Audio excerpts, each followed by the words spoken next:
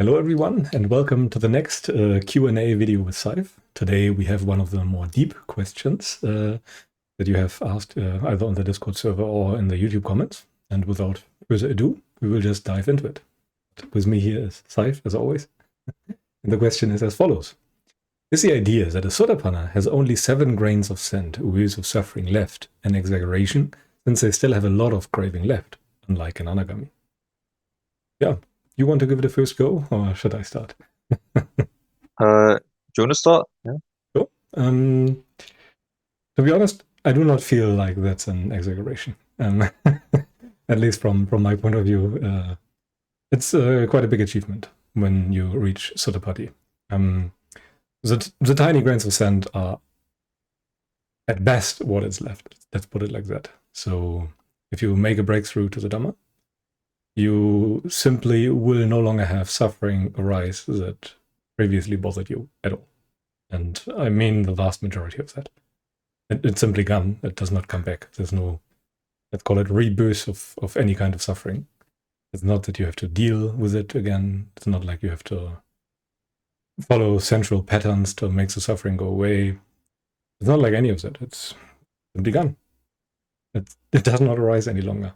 So in my experience, the vast majority of suffering is simply gone from your existence, from your experience. It's simply no longer there. There is still some suffering, as there is still some craving left in your experience, and depending on your starting position in which you understood the Dhamma, there might be more craving left than for some other people that are more advanced on the path. But overall, it's not easy to compare it to before. Let's put it like that. It's very difficult to find a suitable comparison, and I like the simile that the Buddha gave. The tiny grains of sand are very appropriate in my opinion, as you simply cannot suffer the same way as before, even if you wanted to. You can no longer be as upset when a loved one dies. You can no longer be as upset when something unforeseeable happens. Even your own sicknesses, your own ailments will not trouble you the same way as before. So when it comes to that, it's like almost everything is gone, which is why, from my experience, Sotapanna can become negligent because the experience is so free from suffering. But yeah, what's your take on that? Yeah, I mean, I fully agree. I think one of the reasons why it might seem a bit confusing is because at the beginning, when you think about the Four Noble Truths, you normally think of like craving and cessation of craving in terms of like there is presence of craving right now or there is absence of craving right now. So while a Sotapanna does have like presence of craving currently, that's not really the more fundamental suffering that they've gone rid of, right? The more fundamental suffering they've gotten rid of is the ultimate sort of liability to future suffering arising in the future. And that's why, like, even for example, someone who is practicing the path, they do sense restraint, virtue, moderation eating, like they definitely like actually practicing cessation of craving, they might even live on a semi-permanent basis, free from ill will, free from craving, and so on. And externally, you look at that person, you think, wow, they must be like an anagami or something, or they must be very wise indeed. And in a sense, yes, they are. But even that person, unless they have reached the fruition of Sotapati, will still hold within them the roots by which suffering could arise in the future.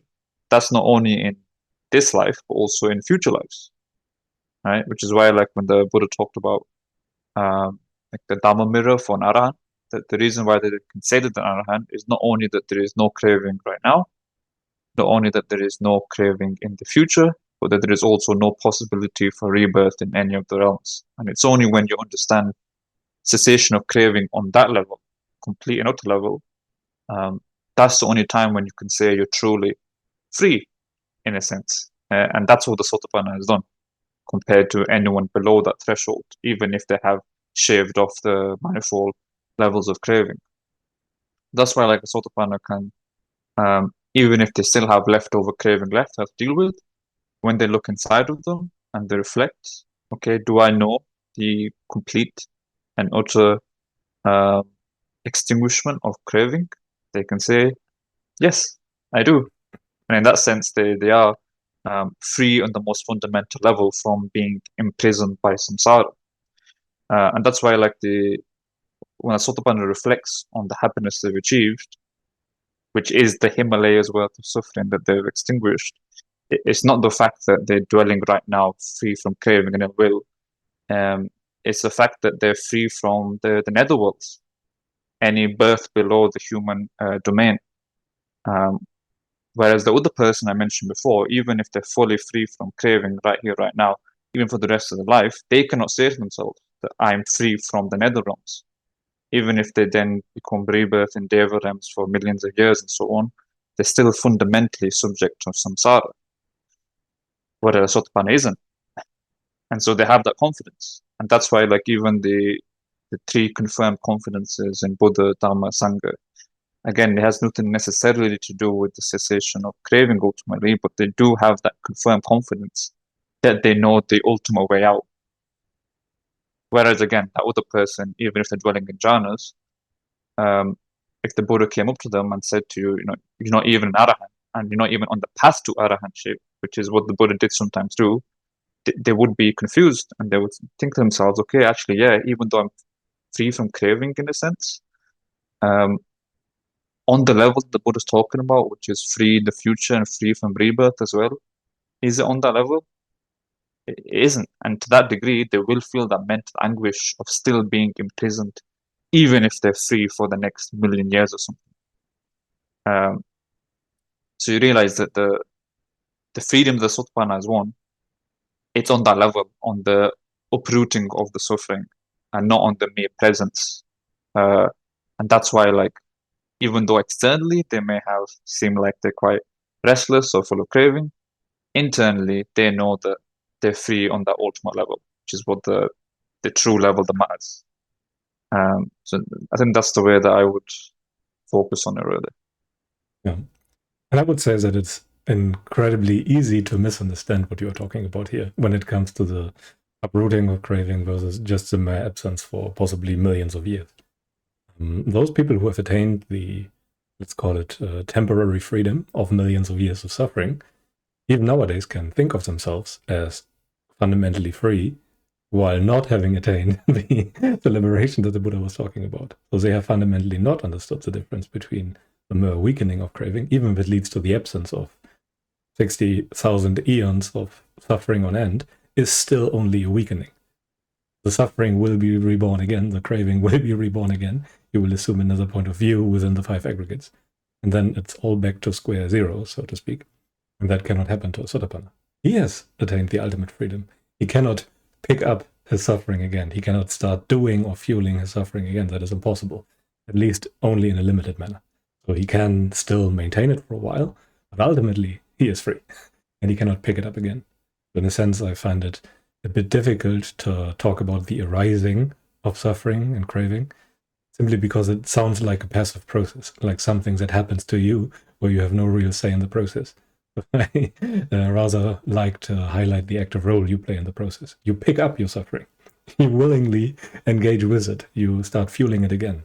The reasons for that can be manifold. It can be out of negligence, it can be out of forgetfulness, it can be out of, well, certain temptations that Mara whispers into your ear. But ultimately, it always leads to the same destination, a continued existence in samsara. And this is what we try to overcome here. And the difference between the complete and utter remainingless destruction of craving on the level that Saif was talking about, and the mere absence for 60,000 eons on end could not be greater. I find that very important to highlight over and over again, as people really tend to not understand that point here. At least I have to repeat it over and over again. Yeah, it's why we keep always saying that, like you haven't understood the Dhamma until you've attained the right view. And it's not about like putting people into these boxes where you're basically feeling guilt or, you know, self-inflicted, putting yourself in this lowly box of I'm a Pathujana who hasn't understood Dhamma. It's to basically dive into this point that even though the Four Noble Truths seem so simple, like, oh yeah, craving, cessation of craving, Unless you're a Sotapanna, you're not understanding it on the same level of the complete and utter extinguishment. So even if, you obviously understand that when I have a craving for a cigarette, that's painful. When I give up that craving, that's peaceful. Or even if you're genuinely doing the entire path of giving up all your cravings, seeing the danger of sensuality, unless it then goes up onto the next level where you're seeing how that leads to the complete and utter remainderless possibility of craving never arising again, you are still from the, how it says in the sutras, you're an outsider to the path, right?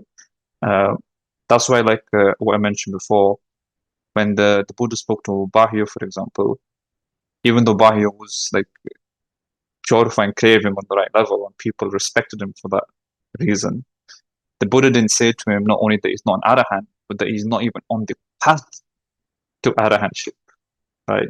And that doesn't mean that he was like purifying craving wrongly or something. It's because all of the purifying of craving that he was doing, all of the abandonment of sensuality he was doing, was not necessarily leading to uprooting of suffering, unless it was done with the knowledge of how that is actually uprooting it on that total level of abandonment and self and so on. So you do have to keep, basically, as the Buddha says, reviewing the extent of the man's liberation, and having to delve deeper into understanding of the Four Noble Truths until it is on that level. And that level does also include things like not being subject to rebirth, which the Buddha talks about constantly. And that might seem like, oh yeah, now you've given in to these like supernatural phenomena and it's not directly visible here and now. But it doesn't mean that you have to like be able to see in past lives and other realms and so on, because as the Buddha said, the only reason why you would be liable to future births is because there is clinging here and now to modes and beings, not in the future or anything. So that's why right here, right now, if you have truly given up all clinging, you would be able to say to yourself that there is no more room, no more roots available to be subject to future births. So if you are doubtful about that, it does say that you are clinging to some degree, and that might be like the most subtle degree. It might not be to sense sphere existence. It might not be to the human domain, but there is something there. And if you're not seeing that, as Klaus was saying before, you will be still subject to samsara and entering into a new point of view. Then there's only a amount of time that would have to go until suffering re-arises again. So you're back to sort of square one at that point. Yeah. And to be honest, the entire process of rebirth, it's just even 60,000 years will pass in the blink of an eye. It's when it comes to the eternity of samsara, it's just like you blink and then you're back in a hell realm or back in the animal realm. It's simply not worth it. This wheel keeps on turning for all eternity, unless you really make an end to it.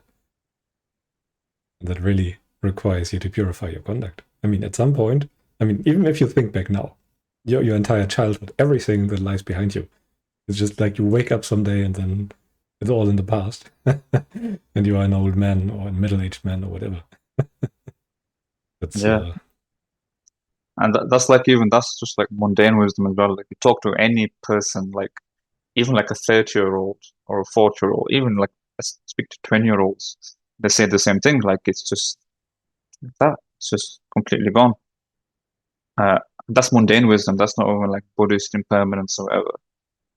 But then the Buddha says obviously that like 80 years, 100 years, 1,000 years, 1 million years, aeons, it's the exact same thing. And that's why for a noble disciple, the same disenchantment, the same dispassion has to occur to every single mode of being possible, because everything that is subject to arising is subject to cessation. Doesn't matter how long it stands for, it's still going to be the exact same. And that's what Sotapanna sees, basically. Cannot re-engage with the suffering, at least after a while. He will drift further and further away from it.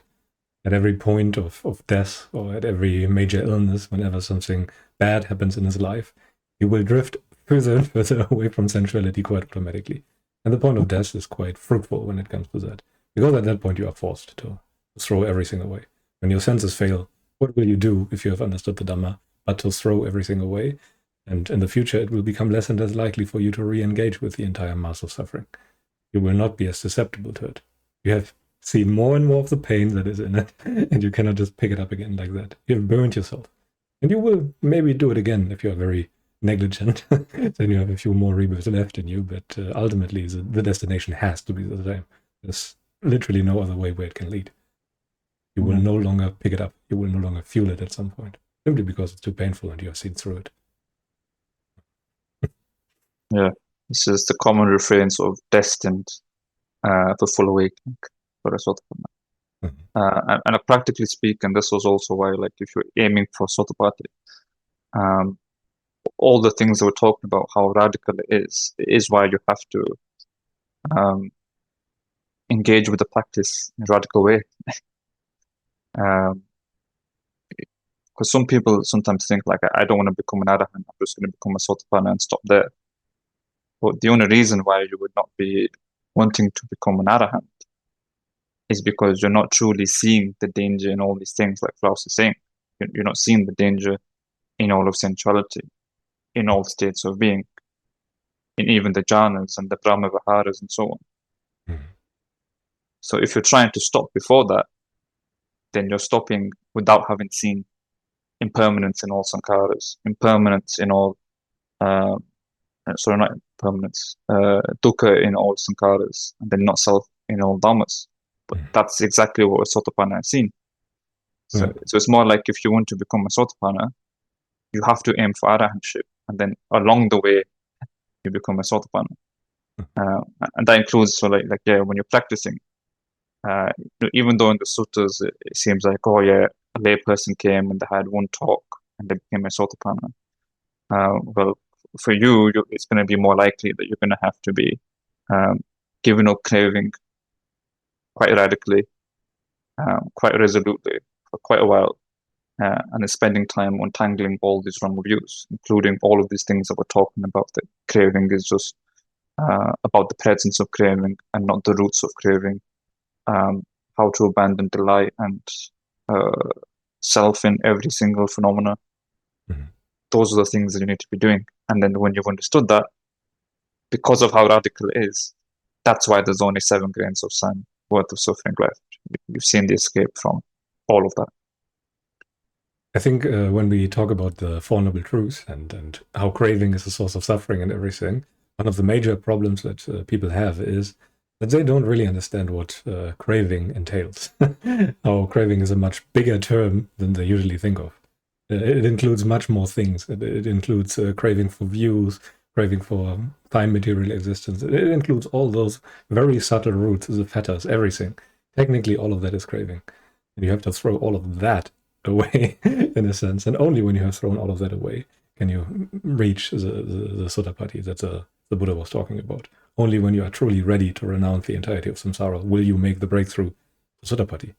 But when you are not willing to become an arahant, then you are also not willing to become a Sotapanna, because it's technically kind of the same thing. It's just that you might have more bad habits left at the point where you attain the Dhamma. Then you can still have some bad habits left, and depending on your character and everything, at the point where you have attained it, there might be, I can only say comparably, a strong craving left, because compared to a Jhana, it's laughably little, but compared with an arahant, there's still a lot of work to do. I mean, you still have to put in all the work, throwing those things away, those immediacies of craving and everything, all those habits that you have cultivated for a long time. All of that has to be deconditioned for you to not be able to engage with those in the future again. Yeah, this is kind of important. And I cannot overemphasize that. Yes, you understand very likely some degrees of craving and how some degree of craving is indeed leading to suffering, but that is very likely not the case that you really understand it in its entirety on the thoughtless level that the Suttas talk about. And yeah, I see it so often that people do have some understanding, and that leads to an overestimation. As in, yeah, I know how to throw suffering away. Likely, you know how to throw away a specific class of craving, a specific class of suffering, how to let that go, but it usually does not pertain to the root level. And again, uprooting literally means destruction. And destruction means no longer subject to future arising. The Buddha said, you make your suffering like a palm stump, so that it is no longer subject to future regrowth. Regrowth means that it is gone for a while. even for quite a long while. Then it does come back. And this must be impossible. This is what Nyanamoli, I think, means when he says that you want to get rid of the possibility of suffering. It means the destruction of craving, the destruction of suffering. And everything short of that is not a real deal. And when you have really thrown away all of that, then you have thoroughly put in perspective what it means that only 7 tiny grains of sand are remaining. Yeah, it's like most people when they start, it's the craving is on the immediate level. It's all about like immediate pressure and how to calm that down. But a lot of people, they will practice for a while and they will calm the immediate pressure. Then they won't go further because that's sort of peaceful enough. But that's not even scratching the surface of the Four Noble Truths, really. Four Noble Truths only starts to become even slightly apparent when you go even further, when you're not pressured at all, and then you think to yourselves, okay, but can there be suffering arising in the future? And then when you see in that way, even if there's like it's completely peaceful right now, the anxiety does start to crop up, and then you start to feel the sort of prison that you're in, because it doesn't matter how peaceful I am right now, even if for the rest of this life, if there is that small possibility, that's the degree to which you are completely imprisoned. You are in Mara's domain. You are in the domain of, like the Buddha said, like the intimate friend that can just chop your head off at any moment. That's the domain you're in, and that's the real sort of dukkha with a capital D that you're subject to. It has nothing to do with the actual immediate presence of it or not. It's the liability. And bring it back to the question, that's what the Sotapanna has seen the escape from. And yeah, like you say, like because the beginning of the path, the craving that you're dealing with is mostly on that immediate pressureful level, you start to assume that all craving is like that. But like you said, there are different classes of craving. So craving, for example, for a more subtle existence, there's not going to be any sort of bodily correlates of tension and pressure for that.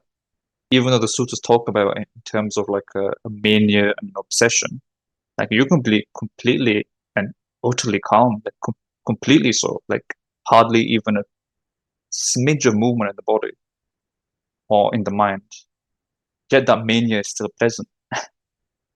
So those subtle cravings, they start to get revealed once that most exterior dross has been purified. So that's basically how it is. That's why, like in the sutra that compares purifying craving to purifying gold, you get rid of the most coarse elements, then the moderate impurities, and then the most subtle impurities. And this is what you have to see. This is also why we also talk about, not only like doing the practice in daily life, but then also practicing like what we call non-activity, actually sitting down and not giving in even to the tiny little distractions, because there are many parts of your practice that you won't even realize you're giving into craving.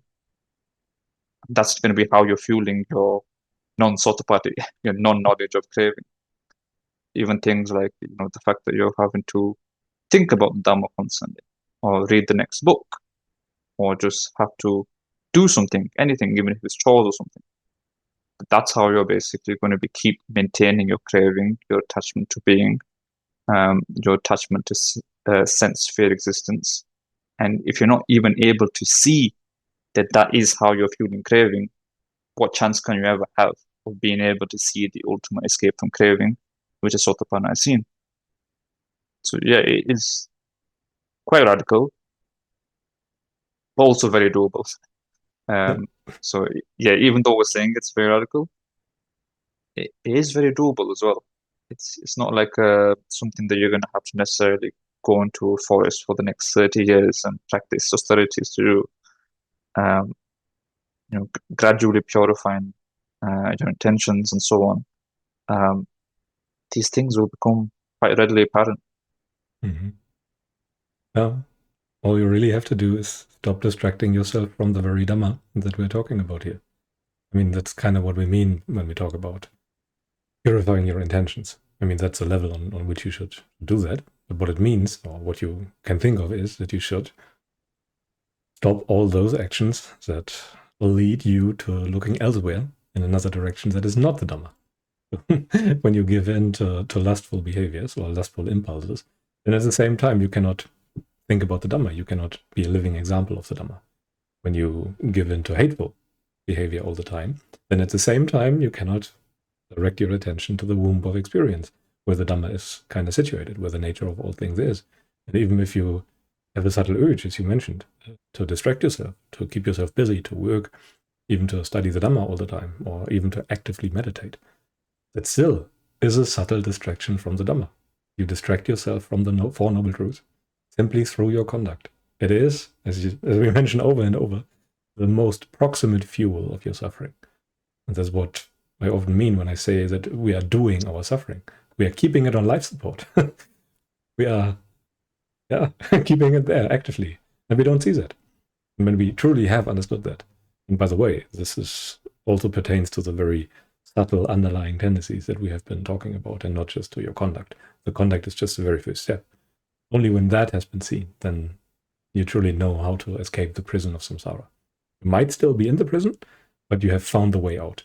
Now you only have to go it for a limited amount of time, for a limited amount of rebirth. But then you're free. And fundamentally, you know the way out.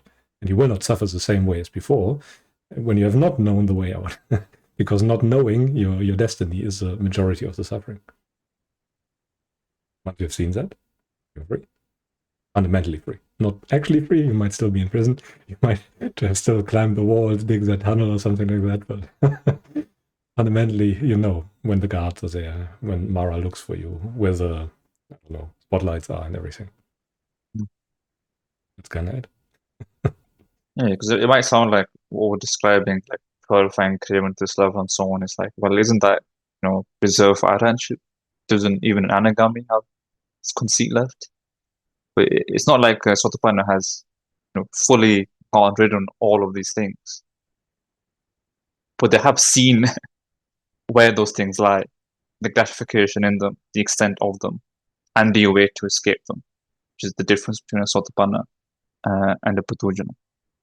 And to see all those things, you do have to practice to a sufficient level, which is why even like in those times where a layperson obtains the Dhamma in the suttas from like one Dhamma talk, still even in that talk, their mind became pliable in that moment where they die of the Dhamma applied to them, which means that for that time, when the Buddha was talking to them, they did see into the worthlessness of clinging to all sankharas, the danger in all sensuality. And they did see, because their mind became pliable, the withdrawal of mind from that whole domain. That's why Dhamma was able to apply to them, and they understood, okay, that is suffering, the five aggregates of clinging. This is freedom from it, lack of clinging in regards to them. This is the way towards it, which the Buddha has told me right now. And that's what they've seen. Now, after that, right, they might go then and go back to their household and live sensual life and so on, but they can never unsee it, and their destiny is always going to be in place. So it's a weird interim stage, which is I've heard it described as like basically being a virtual arahant, in the sense that it's closer to arahantship than it is to being like some sort of purified Puthujana. Both in the sense that they've seen the full escape of arahantship and they're destined towards it, and as time goes by, the only direction they can go is further towards arahantship. But yeah, like you don't want to get confused between it. We're not saying that Sotapanna just has no craving left like an arahant. They still got all work to do. But even then, to be fair, like in suttas, a lot of the time, it seems strange, but it's actually very realistic. Someone who is a Sotapanna, as soon as they put their mind towards practicing, like within a week, 2 weeks, 3 weeks, a month, 7 hours, they become an arahant, because they know the whole practice, and all they have to do is just sit and discern further and dwell in samadhi. That's all they have to do. So it's not like they have like tons and tons and tons of practice left to do. They just have to actually do it. And like we said before, they might delay that for a very long time because of negligence or whatever. Mhm. But it's always there for them. Yeah, that's kind of the thing. All you have to do is stop certain things. Everyone can do that. I mean, technically, at least. Everyone can stop doing certain things. That's why liberation is at least technically possible for everyone. But the question is how willing you are to stop doing all those things. Once you are truly willing to stop all those things and throw everything away, then it's a finger snip. Then you literally become an arahant. But that requires a readiness. And when that's not there, then it might drag on for longer until the circumstances that you are presented with will show you, okay, yeah, now I'm ready. this truly was not worth it. And once you've seen that, you let go further and cannot go back. You have reached a new milestone, so to speak, that you cannot fall below again. Again, you can only really swim against the stream, but you cannot really swim upstream again. You can just stand still for a while. Yeah. But anyway, I think we are approaching the recording time limit. I cannot read the number, but it's probably quite close to it. And I hope that we have answered that question sufficiently and really made clear what radical difference it is between uprooting craving and fully destroying it, and merely the absence of craving for a while, even if it's a very long while. But if there are any follow-up questions, then by all means, feel free to put them in the comments below, and we will go in further depths regarding the topic. But apart from that, I think now it's a good time to stop. We wish you all a pleasant day and good practice. Goodbye.